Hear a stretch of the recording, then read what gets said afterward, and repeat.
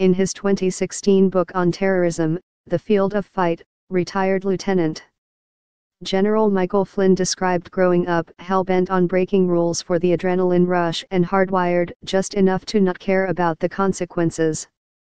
On Friday, it became clear that Flynn broke one rule too many. Special Counsel Robert S. Mueller III announced that Flynn had pleaded guilty to willfully and knowingly making false, fictitious, and fraudulent statements to the FBI about his contacts with Russia's ambassador last December, after Donald Trump had named Flynn his national security advisor. Flynn has been a central target of Mueller's investigation into whether anyone in Trump's orbit helped Moscow's efforts to meddle in last year's presidential campaign.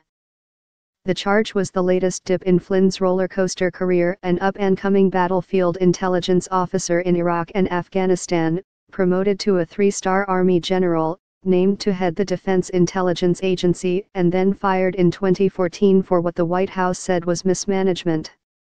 His tenure as President Trump's national security advisor set a dubious record. He was ousted after only 24 days for misleading Vice President Pence and others about his discussions with Sergei Kislyak, then Russia's ambassador to Washington, about easing U.S. sanctions on Russia. Flynn's hard-charging nature was core to his persona. In Afghanistan, his commanding officer once praised him as someone who just busts down walls to get the job done. But that determination sometimes clouded his ability to make considered decisions. If you're not someone blessed with the gift of good judgment, you end up in the situation he's in, said Derek Chollet, a former senior Pentagon official in the Obama administration.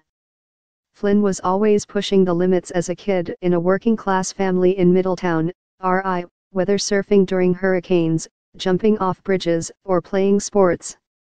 He was a lineman on our football team, said Thomas Heaney, a childhood friend. He was probably 155 pounds, and he would play guys 80 to 100 pounds heavier than him.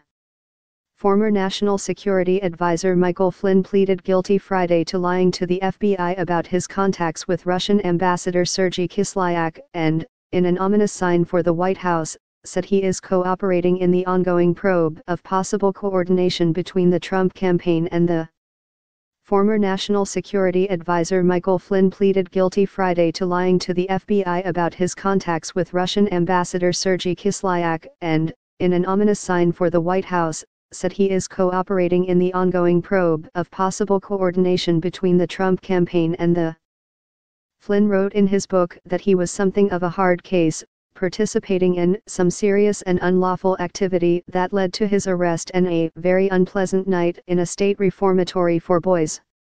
His record was expunged after a year of supervised probation, he wrote.